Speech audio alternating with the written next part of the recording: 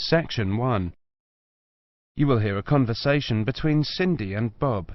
First, you have some time to look at questions 1 to 10. Now listen carefully and answer questions 1 to 10. So, Bob, how many people have said that they're coming on the company picnic? Well, Cindy, we've got 35 definite and another 10 probable. Shall we say 50?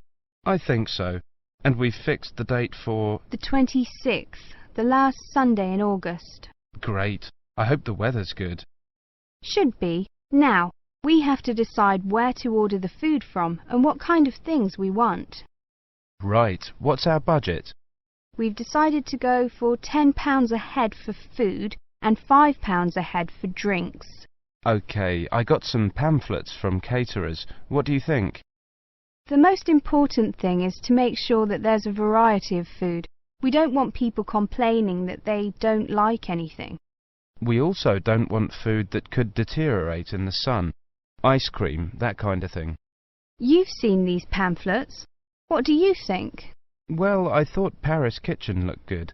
The price almost exactly meets our budget, and they seem to have a good variety. I don't know. A friend of mine used them for her company and wasn't impressed. Really? What exactly didn't she like? Well, the food. She said the food was good, but not quite the variety they'd expected. The drinks included some wine, which was apparently not very good. Oh, well, perhaps we need to consider this one, company caterers. Looks a bit pricey. Mind you, I've heard that they are very good. Let me check the price. Yes, £12 a head for food. That's more than our budget. Do you think we could get a discount? Let's see if it says anything in the pamphlet. Yes, they do offer a discount for groups of more than 30. 10%. Does that help us? 10% off £12. It's still more than we budgeted for. Hey, look at this one. Celebrations. It's a new company. I asked a few people about them, but no one has any ideas. Well, let's see. £9 a head for food and £5 a head for drinks. That's fine. What kind of food do they have? It says here that they just provide cold meals for picnics. Well, that's okay. And they include vegetarian dishes. We do have some vegetarians to take into consideration. Well, it looks good to me. The only problem is their lack of experience. I mean, it's a bit of a risk, isn't it? Yes, if the food's no good, we'll look incompetent. Ah, look here. It says that we can visit their premises and try some of the dishes they offer. You mean we might get a free lunch? Shall we call them and arrange to go and see them? OK, which day? How about tomorrow? No, we've got that meeting. The day after tomorrow, Thursday. Good. Time? 11. Good. Right. What's their phone number? 28653479. We also need to ask them whether they can deliver straight to the picnic site, don't we? Yes. I don't think that'll be a problem, though. I mean, it's on the outskirts of the city, but it's not too far away. Does the price include delivery? It doesn't say, but the other companies include it, so they should. If they don't, our budget still allows us to pay a small fee. That is the end of section 1. You now have half a minute to check your answers.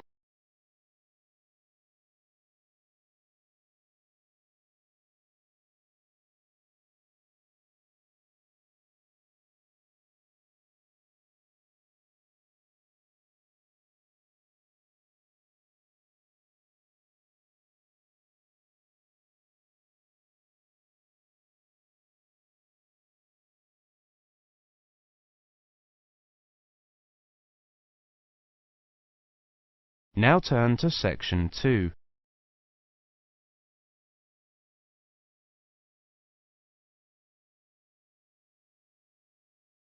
Section 2. You will hear an introduction about sports matches. First, you have some time to look at questions 11 to 17.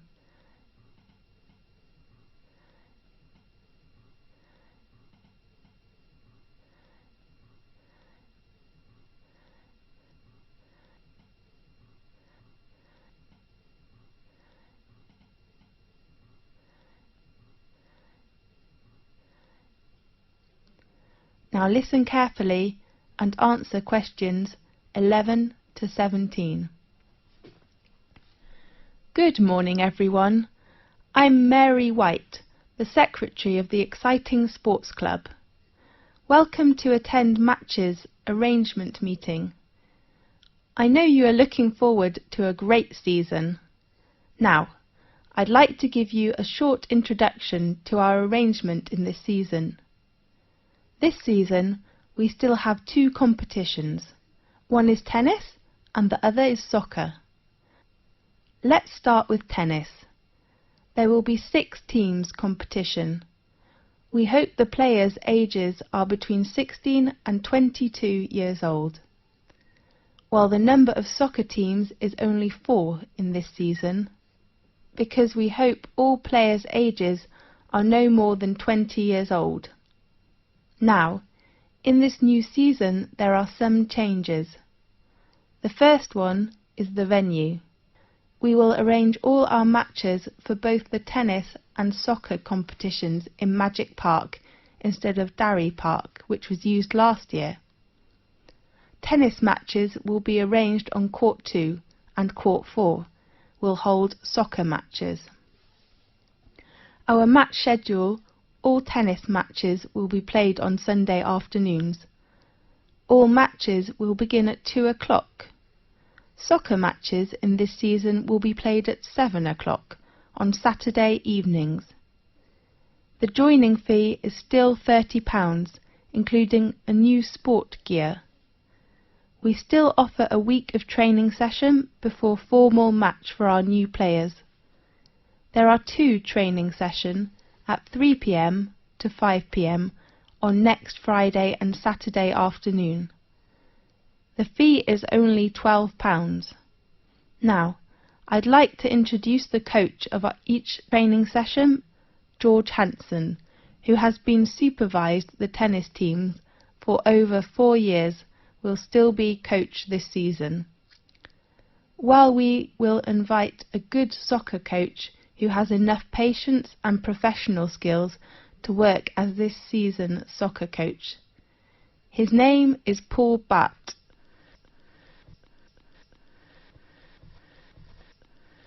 Now, look at questions 18 to 20.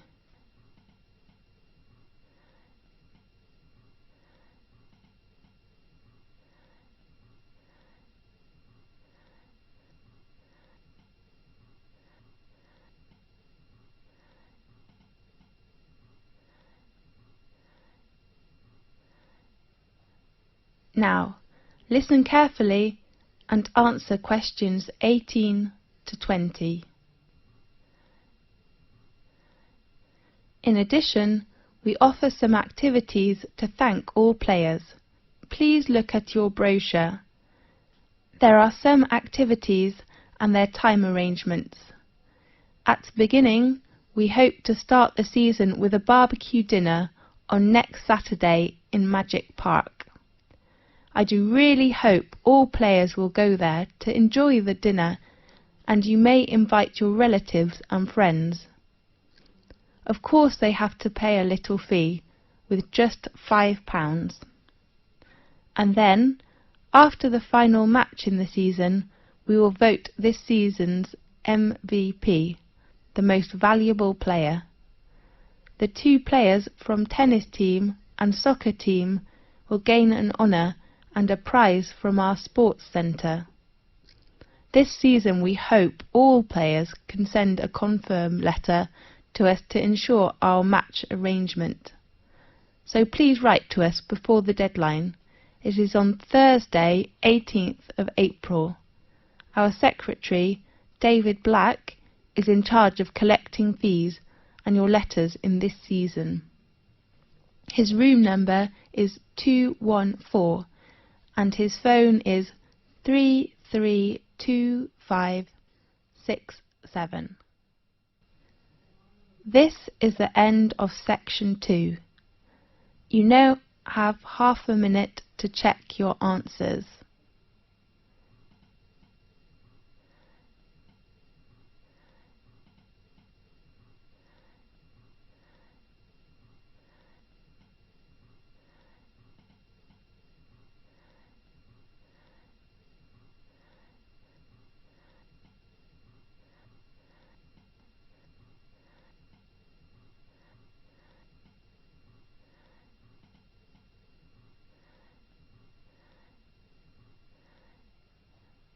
Now turn to section 3.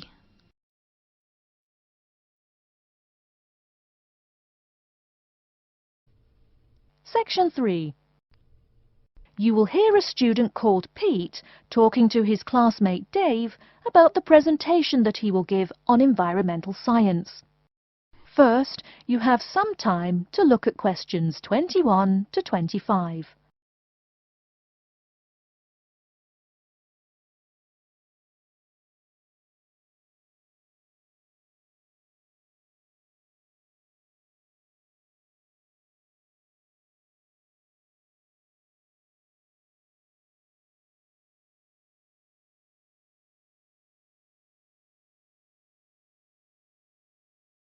Now listen carefully and answer questions 21 to 25. Are you just leaving the library now? I saw you get there at 8 a.m. Yeah, I've been there all day. What for? They hire a cute new librarian or something? I wish. No, it's the presentation that I will give in environmental science the day after tomorrow. What's it about? I heard you were really excited about the class. And Dr. Schnee also calls you for the arcane questions, as he calls them. It's about environmental damage in the Yucatan. Excuse me, what? Or is that where? The Yucatan. It's a state in southeast Mexico. So what's happening there? Agriculture is having a really adverse impact on the environment. There are too many farmers doing too much farming. It's really destroying the forests and ruining the soil. Deforestation is a major problem there now. How did you learn about this? I don't recall Dr. Schnee saying anything about it in lecture. Yes, but my brother went there last month. You know, to look at the old cities like the Maya Indians built. That's what first got me interested. Your brother Tom? No, Dick, Harry's twin. Anyway, he told me how few trees there were now, and how much empty ground that grows almost nothing. He said the place looked more like the desert than jungle in some parts. It brought environmental damage, so I started looking for materials in the library. Here, look at this magazine. What's in it? It's an old issue of National Geographic. It includes interviews with tourists who have been there in the past few years. It's pretty bad. See the photos? I see the photos, but one or two photos don't prove anything. Then read what the article says. Right there. The first thing it points out is how soil samples show it's hard for anything to grow there. It says how an area of 21,000 square kilometers has lost most of its forest in the past 10 years. See, there are graphs. As the number of farmers increases, the acres of forest have decreased. It's an inverse relation. Before you hear the rest of the talk, you have some time to look at questions 26 to 30.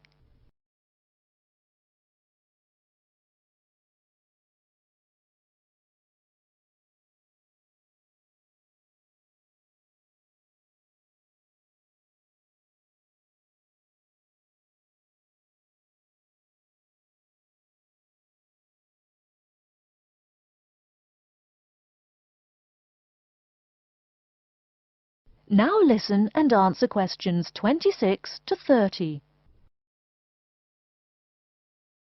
So, how big is that state? I'm sorry, but I've never really learned the metric system. It's bigger than the state of Massachusetts. That's shocking. Anything else? There's lots of else. Scientists say there's a growing area of about 10.5 square kilometers where nothing can grow at all. It's like the beginning of a desert. Oh, yes. What Dr. Schnee called desertification. But why can't anything grow there?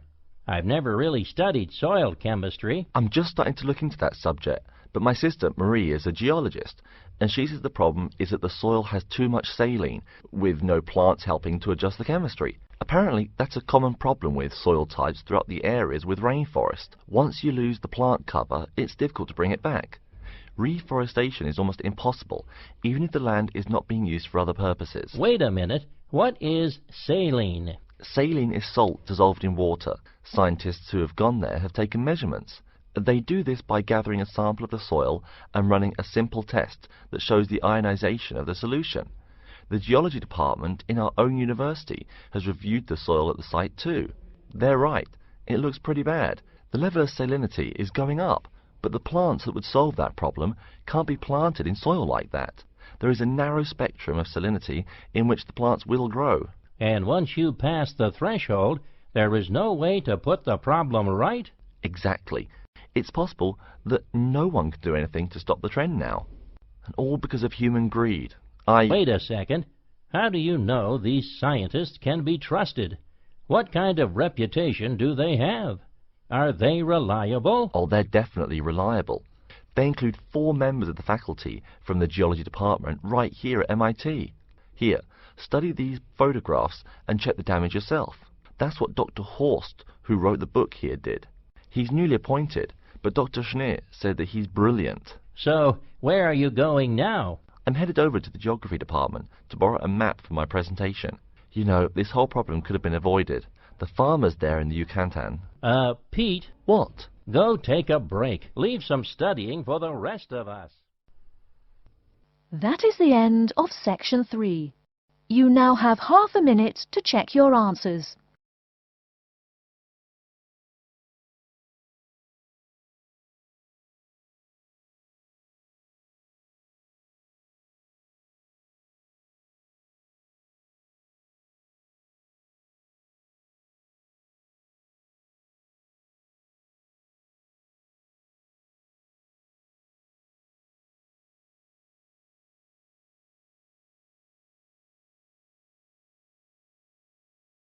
Now turn to Section 4.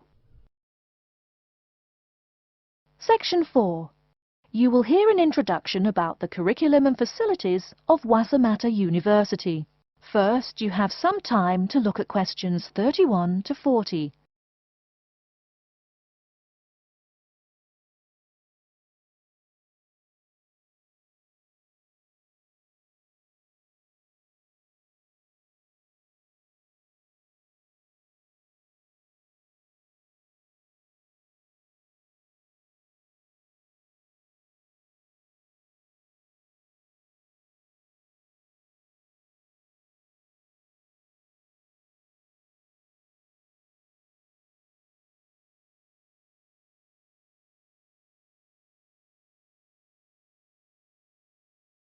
Now listen carefully and answer questions 31 to 40. Okay, and welcome back. During the short break we just took, several of you approached me with questions. So before going on with the orientation talk, I'd like to address those queries. As I found, if one person asks a question, probably a dozen others are wondering about the same thing. The first question is whether Wassamata University employs modules technology as an instruction method. The answer is yes, we do. At least that's what the university catalogue says. If some of you don't understand what modules technology is, don't worry. I googled the word but couldn't find it. Apparently though, it's a method of broadband wireless access. At least that's what an American company's website told me. But again, don't worry. If you need to know something more, your professor can tell you. Another question someone asked me was what tomorrow's workshop on research methods and skills was about. Well, research skills include any method you can imagine for finding and presenting any information you need. That's not just schoolwork either. Writing English, the native language for most of you, and finding a job are also research skills. And yes, those will be addressed in tomorrow's workshop. As you know, Wassamata University is one of this country's premier universities for the study of the dismal science, economics. Some of you, it seems, want to get a jump on their classmates. During the break, half a dozen of you came up and asked me where to find economics tomes. I know it's odd, but this school's library holdings are divided up between 2 libraries. Economics books are in the old library. If you look out of the window behind me, you can see it. It's the red brick building. Oh, before I forget, you economics types also need a lot of math, am I right? Well, those math books are neither in the old library nor in the new one. They can be found in the math department building. Why am I telling you this? Doesn't the invisible hand guide economists? Maybe it's good you asked. In 2008, that hand shoved most of the world economy off a cliff, didn't it?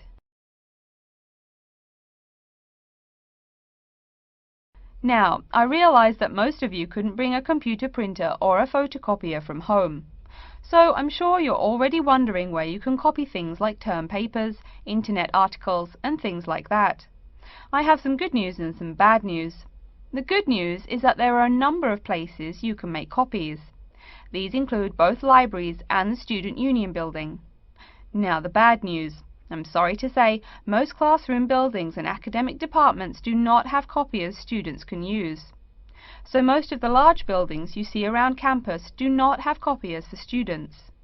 The copiers there are reserved for professors and office staff. Oh yes, I nearly forgot to tell you.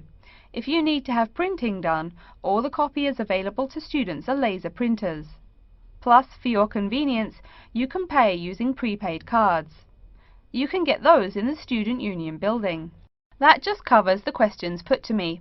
If you have more, please see me during the next break at 2:15. Right now, though, I'd like to start to give you a rundown on the various facilities here on campus. That way you won't get lost so easily in the weeks to come. I've been told that this year's incoming class features a large number of married students and parents. So you must be wondering where to put the baby while you're in class. Okay, right now we're in the Student Union building, right? Remember the big doors in front where you all came in? If you go out of the building, you can see the nursery is just on the other side of this building. It's only about 20 meters away. Convenient, eh? Next, we're all from different places around the country. Some of you are from other countries. That means we're pretty likely to get sick during the first months of school as we expose each other to many new viruses. So where's the doctor? Of course, you need to find the Medical Services Centre, which is on the right as you leave the building. Remember, that's the second building on the right. And if you look out of that window, you can see a lot of antenna and satellite dishes on the roof. So that's what we call the Media Centre. Yeah, I know, I think it's confusing too. The Media Centre is next to the Medical Centre. The chairwoman of the journalism school on the first floor doesn't like it when people who wander in there mistake her for a nurse. Chances are you'll have at least one math class while you're here. That red building there, just outside to the left, is the math department building. I know, it looks about as old as the subject of math, but I assure you that the inside is equipped with state-of-the-art classroom equipment, including interactive chalkboards and surround sound in every room. Oh, can you see the back building there? Yes, behind the Media Centre. Quite new, isn't it? That's the new library, just decorated. They're back to back, you might say. If you look just to the left of it at the lower, older-looking building, you'll find the old library.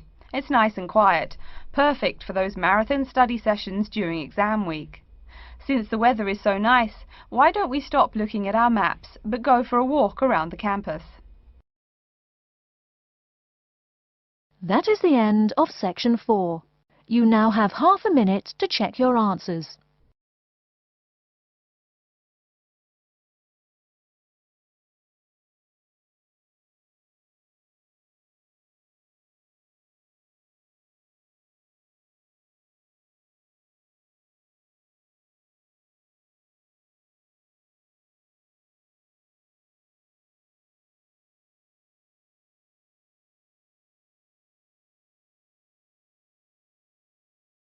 That is the end of the listening test. In the Ielts test, you will now have 10 minutes to transfer your answers to an answer sheet.